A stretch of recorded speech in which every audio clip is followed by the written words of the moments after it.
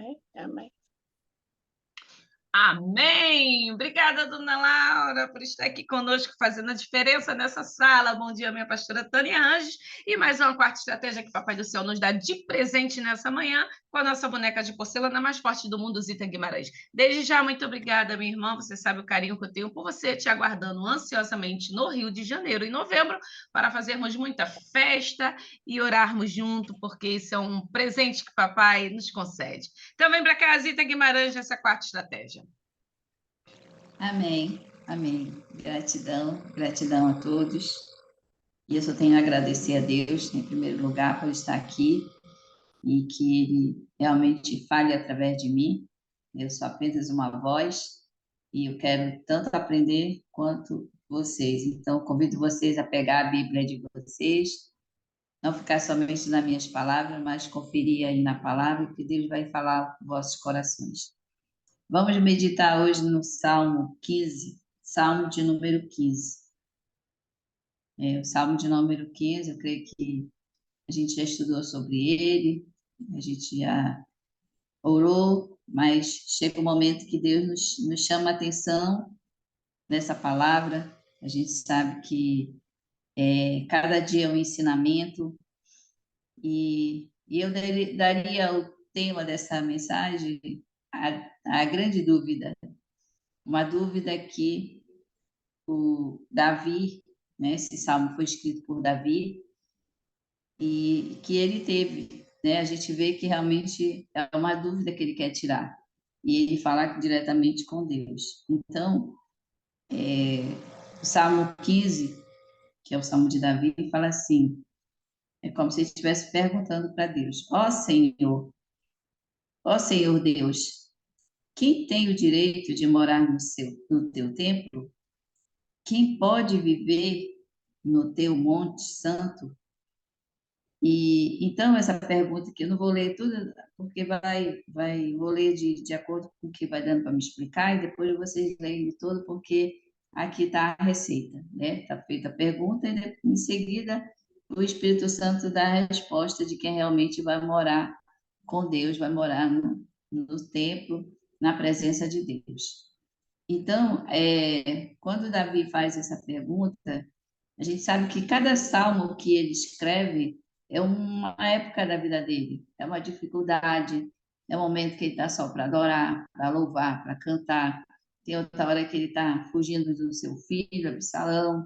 Tem uma época que ele está, que tem um salmo muito conhecido, né, que é o Salmo 51, quando ele se arrepende do pecado ali que o profeta fala com ele, diz que ele pecou, que ele matou ali Urias. Então a gente vê que o quanto cada etapa da vida dele tem uma oração, e assim também a nossa vida precisa ser uma oração específica, algo que a gente leva para Deus, ter o foco daquilo que a gente vai orar.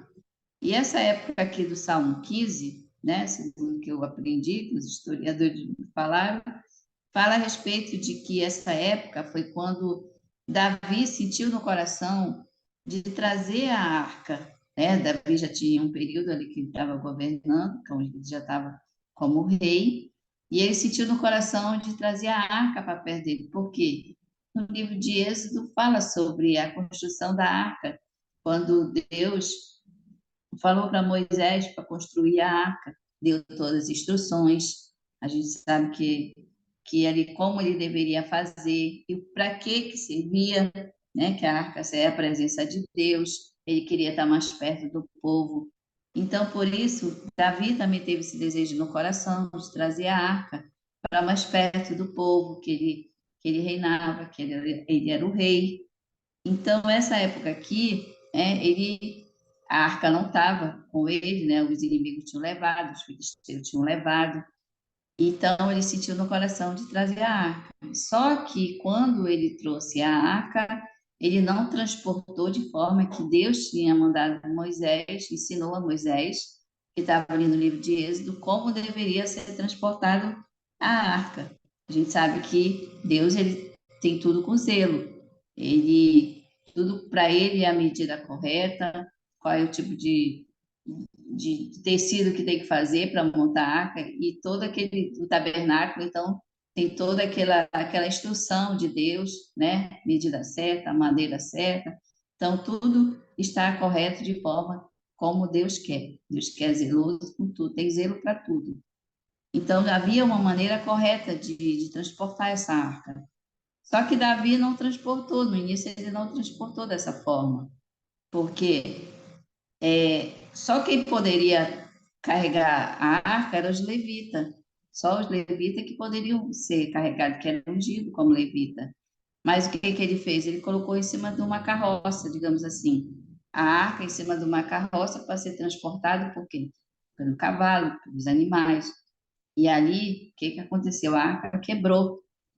E quem poderia somente tocar na arca era o sacerdote. E só que os levitas vinham com a arca, mas eles não vinham carregando. E nesse momento a carroça quebra, né? Estou só fazendo um parênteses aqui para você entender.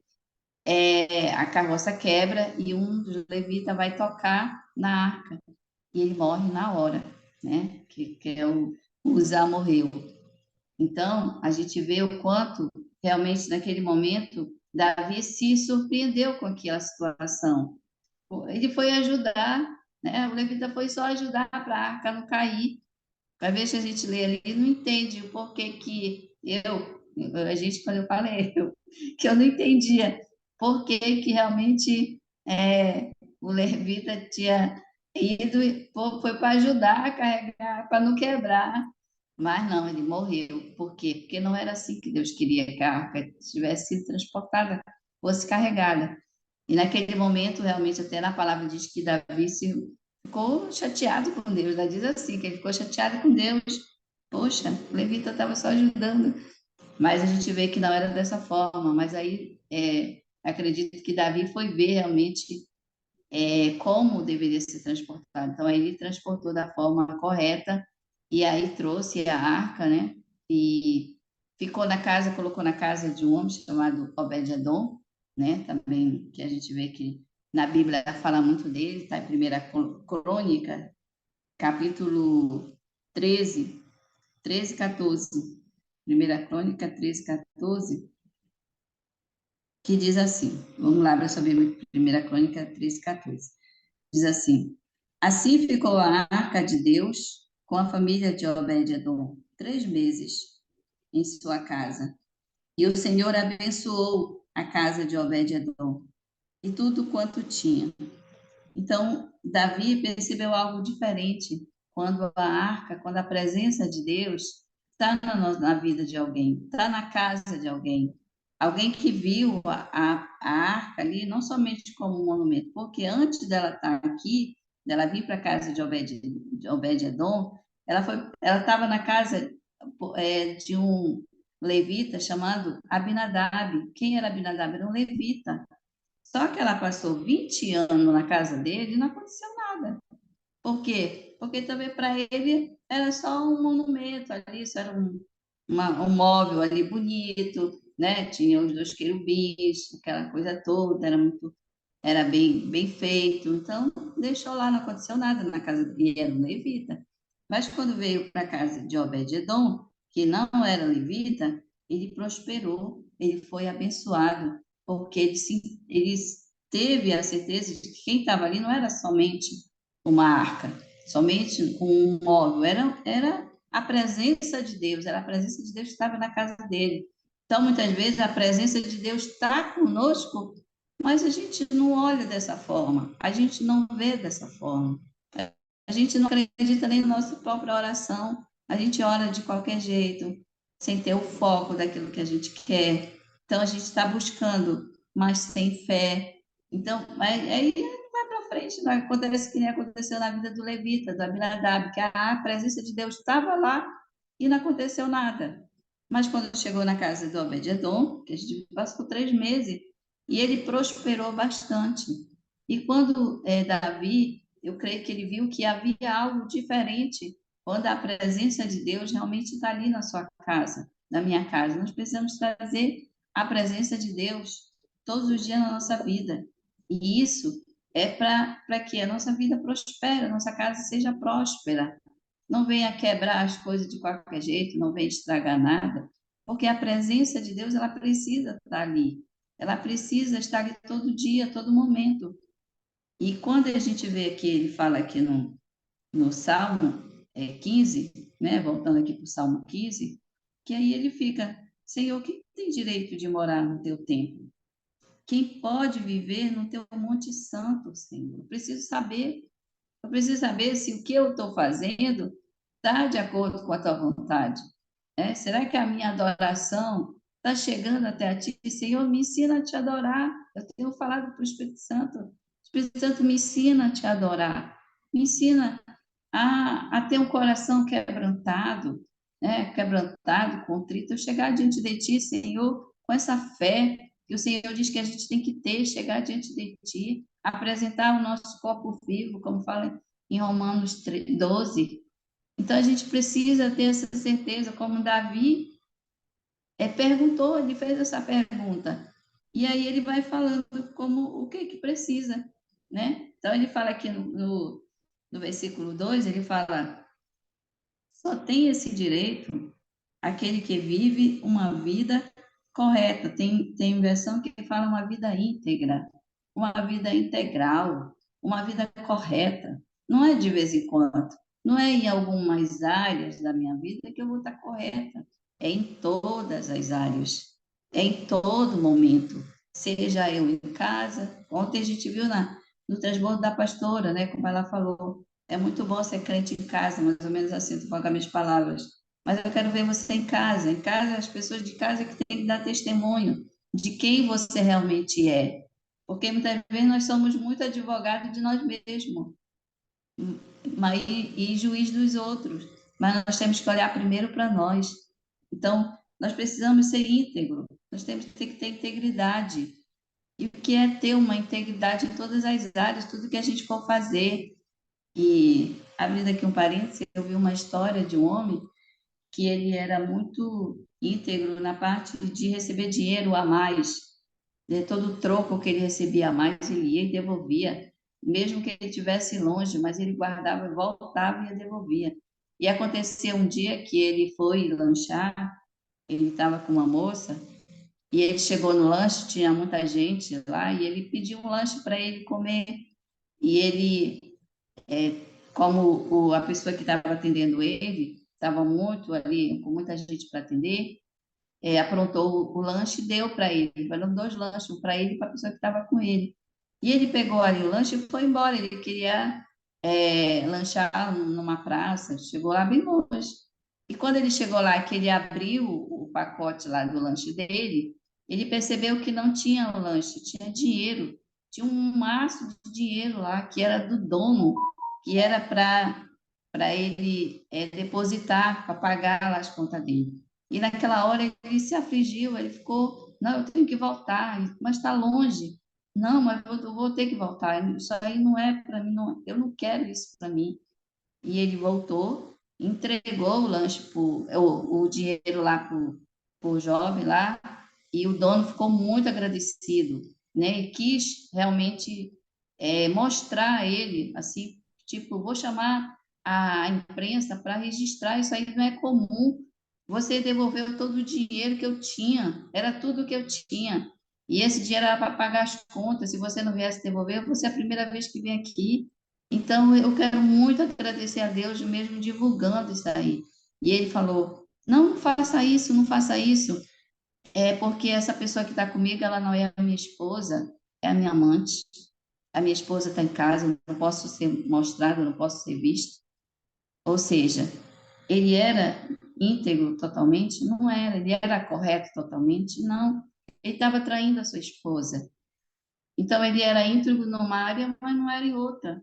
E acontece muitas vezes, nós somos numa área, mas não somos em outra. Então, mas ele quer que alguém que seja de direito, né, e viva uma vida correta. É correta em todas as áreas. É difícil ser correto? É difícil, porque nós somos falhos. Mas ele é essa pessoa que quer morar no céu. Então, se eu quero morar no céu, esse aqui é um requisito para a minha vida, de realmente eu agir corretamente, de eu ficar todo tempo ligado. É isso que eu estou fazendo é correto? Eu preciso morar no céu. Eu quero morar no céu. Então, eu preciso andar dessa forma que Deus quer. E aí ele fala, e que faz o que é certo e o que é sincero e verdadeiro no que diz. Tem pessoas que muitas vezes é melhor mentir, é melhor contar uma mentira para aquela pessoa que agrada mais ela, porque ela vai se aborrecer quando ele falar a verdade. Mas ele fala mesmo que doa, fale a verdade. Mesmo que a pessoa não goste, fale a verdade que ele quer, que a pessoa seja sincera e verdadeira. Se você começa a mentir, você começa a dar ali autoridade para quem? Para o pai da mentira, para aquele que não quer nos ver no céu, para aquele que faz de tudo para nos tirar do céu. A gente está aprendendo isso agora no estudo da revelação, do Apocalipse 12, né? Está ali uma luta entre o anjo do bem e o anjo do mal, querendo o quê? Querendo a nossa alma, querendo nós para ele. Mas ele já perdeu o nome de Jesus, ele já é um derrotado, ele já caiu, porque nós estamos aqui aprendendo com a palavra de Deus. E nós vamos morar no céu, então nós estamos aqui aprendendo como é que a gente vai morar no céu. Então a gente não pode mais chegar lá e dizer assim: ah, eu não sabia o que que precisava para morar aqui nessa casa. Agora a gente já sabe. Agora você já sabe aonde encontrar a resposta. Como é que você deve fazer para pegar essa chave para você entrar lá nessa casa? Então a gente precisa realmente aprender com o Senhor, que ele fala aqui, que é justamente só quem tem direito de morar aqui, é verdadeiro e sincero. Então, seja sincero em toda a área da sua vida. Busque isso, peça isso do Senhor todos os dias. Aí no 3 fala assim: ele não fala mal dos outros. Olha só, não prejudica os seus amigos, não espalha boatos a respeito dos seus vizinhos. Às vezes a gente fala mal, até fala assim: não, eu falei mal sem querer. Não existe falar mal sem querer. Não existe falar sem querer. Se você poderia até não querer falar, mas você já pensou. Aquilo que saiu da sua boca é porque você já pensou. Se você não queria falar, é outra coisa. Eu falei sem pensar, né? Assim que tem uma frase que diz: eu falei sem pensar. Não existe falar sem pensar. Você pode até não ter querido falar naquele momento porque ia machucar. Então você não tem que falar mal de ninguém.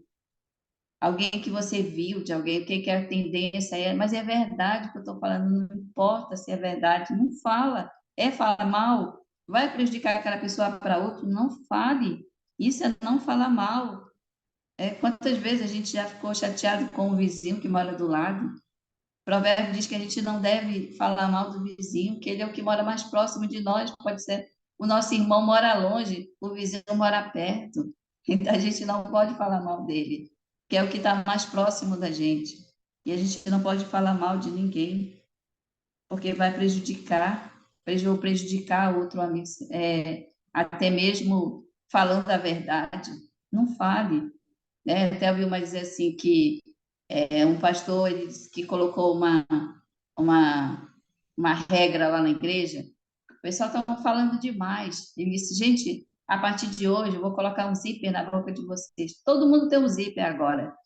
Para quê? Então deixe fechado, não abra, coloca aí o cadeado e só abra quando eu mandar, quando for necessário. Então a gente precisa ter esse entendimento. Ouça, você tem dois ouvidos e só uma boca e fala muitas vezes, fala e não para ouvir.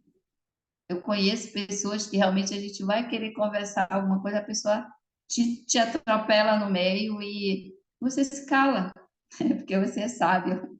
Eu falo, Senhor, me cala, porque eu sou sábio, então eu tenho que ouvir. Nem termino, depois eu até esqueci o que eu ia falar. Então, às vezes acontecem essas coisas, mas a gente não pode falar mal, ele não quer que a gente venha falar mal. Esse vai morar no céu, quem não fala mal, quem se dá bem com os vizinhos. No quarto fala assim: aquele que despreza aqueles que o Senhor rejeita, mas trata com respeito os que o temem. Ele cumpre o que promete, mesmo com prejuízo próprio. Então, quando ele fala assim aqui, aquele despreza aqueles que o Senhor rejeita, isso aqui não é nem aqueles que não querem saber de Deus. Tem gente que muitas vezes que diz que está na igreja, mas está só se arrepiando, está lá, está tão cheio do Espírito Santo que não prestou nem atenção na mensagem. Olha só como que a pessoa está na igreja, né? Que tá, o Espírito Santo está usando ele, está tão cheio que ele não prestou nem atenção na mensagem. Do outro dia ele não sabe nem o que foi que aconteceu, nem qual foi a palavra que foi pregada. E como que essa pessoa vai passar por uma situação que a palavra poderia combater ali, através da mensagem, ele não vai saber rebater, ele não vai saber lutar. Então, como é que ele estava tão cheio ali do Espírito Santo, se nem a palavra ele lembra? Então, são pessoas que rejeitam, muitas vezes, mesmo na igreja, mesmo ali na presença de Deus, mesmo sabendo que Deus está lá, a gente está rejeitando a palavra. A gente não está absorvendo aquela palavra para a nossa edificação, para a edificação da nossa fé, para saber que aquela palavra é para edificar a nossa vida. E a gente então a gente rejeita naquele momento. E ele fala que essas pessoas não é para a gente estar perto, é para a gente se afastar de pessoas que rejeitam, estão se enganando e acabam enganando a gente também, né? Aqueles que realmente não cumprem o que promete. Diz assim, eu sempre vejo dizer assim, eu não prometo nada para ninguém, não promete que vai dar um presente para alguém e não leva, porque aquela pessoa fica esperando. Eu tinha uma irmã que ela dizia, gente, não me prometam nada se vocês não vão me dar. Não prometa porque eu vou ficar chateado, porque eu vou ficar esperando. Então, não prometa nada para mim. Então, a gente vê aqui que ele fala que promete e não cumpre. Olha só, não cumpre. Só vai falar só para agradar no momento, mas não cumpre. É errado. Não vai. Se você faz isso, pare agora. Não faça mais isso. Senão você não vai morar no céu. Senão não vai estar lá no teu currículo. Então nós precisamos ter entendimento, conhecendo a palavra realmente como ela é, como ela vem para nós. No 5 ele fala assim: empresta sem cobrar juro e não aceita suborno para ser testemunha contra pessoas inocentes. Aquele que age assim estará sempre seguro. Quando ele fala que empresta dinheiro sem juro, é para você emprestar, se você tem, você só dá aquilo que você tem.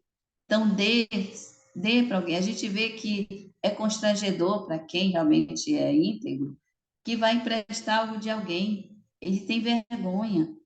E quando ele empresta, quem tem para emprestar, ou a pessoa que vai pedir emprestado, ela conta a história dela todinha para aquela pessoa. A gente fica até assim, meu Deus, né? É constrangedor para quem vai emprestar. Se ela empresta, é porque ela está precisando. E aí a pessoa que tem empréstimo, ela quer cobrar juro, ela quer tirar aquilo que a pessoa não tem. A pessoa já não tem, ainda tem que pagar aquele valor absurdo. E fora a história que a pessoa contou ali comovente da vida dela, o para que ela está precisando daquele dinheiro, vamos colocar aqui dinheiro, para que ela está precisando, ela está precisando para isso, para que ela conta a história dela todinha.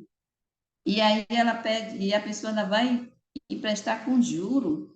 Se você tiver, dê logo, dê. Tinha até uma irmã lá na igreja que era uma bênção, que até dizia, olha, não empresta nada para ela porque ela não paga. Meu Deus, que coisa triste. Se você tiver que dar, dê logo, mas não empreste. Não empreste porque você vai pecar, porque você vai ficar com raiva. Então, não empreste. Mas se você emprestar, não cobre com juros. Dê logo. Se você tem, dê, porque Deus vai te dar mais. Deus vai ter misericórdia da sua vida. Vá nessa fé. Vá nessa fé, não empreste demais para você não ter prejuízo, mas creia que Deus está na sua vida, mas não faça isso. Não empreste nada com juro.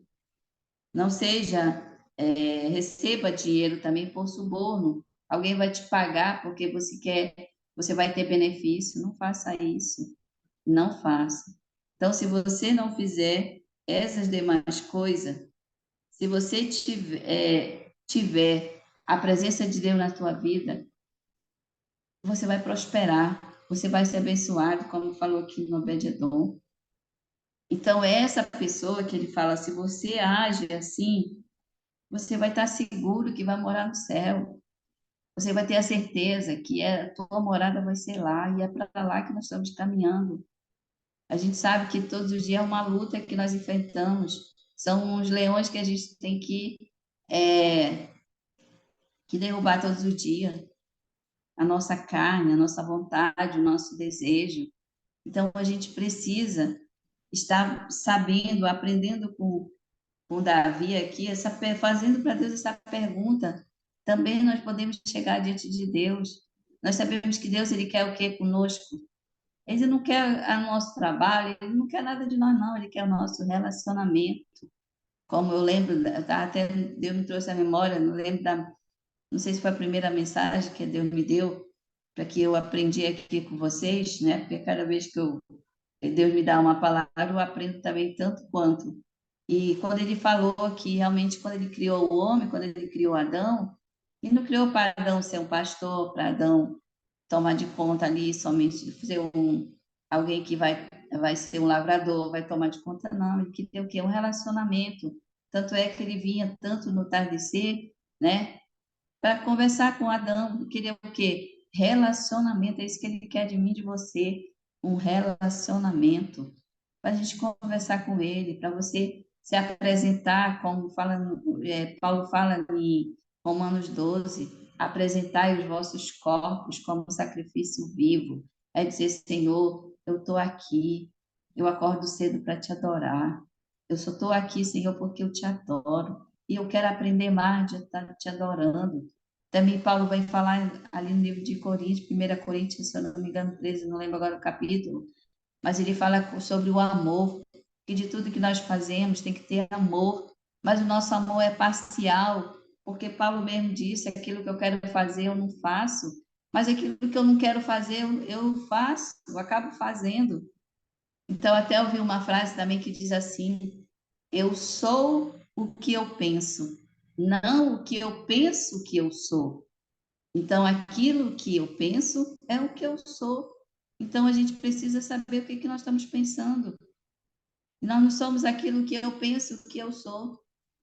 Então, que nós venhamos ter mais esse relacionamento com o Senhor, através da leitura da palavra, através da nossa oração, através da nossa comunhão, através da nossa busca com Deus, a nossa fé vai crescer, a nossa fé vai começar a criar musculatura, a criar mais uma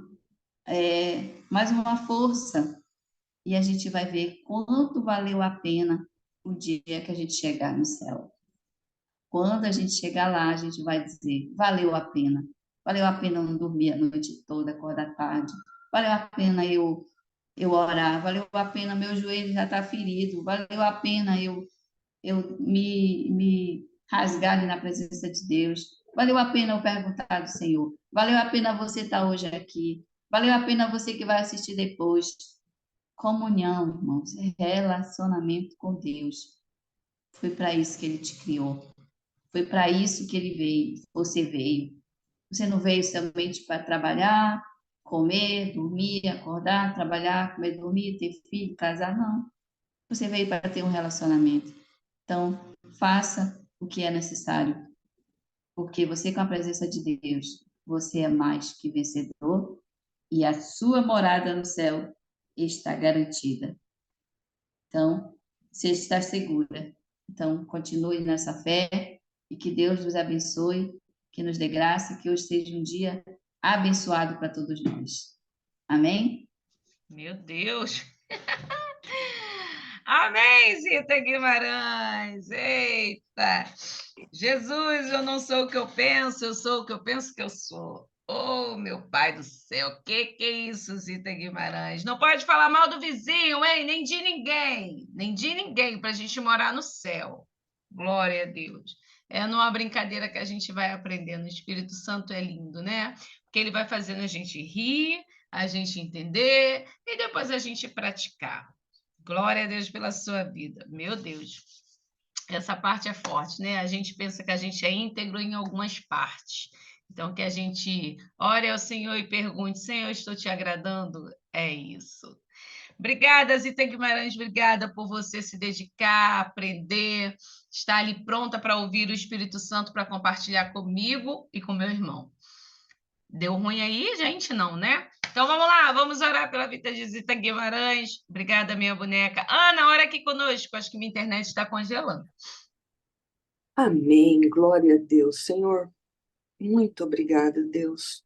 Continue capacitando a Zita mais e mais. Espírito Santo, continue se revelando para ela, Deus, para todos que ouviram essa mensagem, que tenham fome e sede do Senhor, que queiram mais, que queiram ir além, que queiram essa intimidade, essa integridade que só o Senhor pode nos dar. Senhor, que nós sejamos mais tolerantes, que tenhamos mais compaixão dos que mais próximos de nós estão, dos nossos vizinhos, dos nossos amados, Senhor. Deus, não permita, sela os nossos lábios e não permita que saia nada que o Senhor queira, Deus. Nos ajuda a fazer a tua vontade, a andar nos teus caminhos. Muito obrigada. Obrigada, Deus, pelo dia de hoje. Glória a Deus pela vida da Zita. Continue, Senhor, cobrindo ela de bênçãos infinitas. Em nome de Jesus. Amém e amém e amém. Amém. Beijo no seu coração. Até amanhã, família. Quinta de oração. Beijo grande.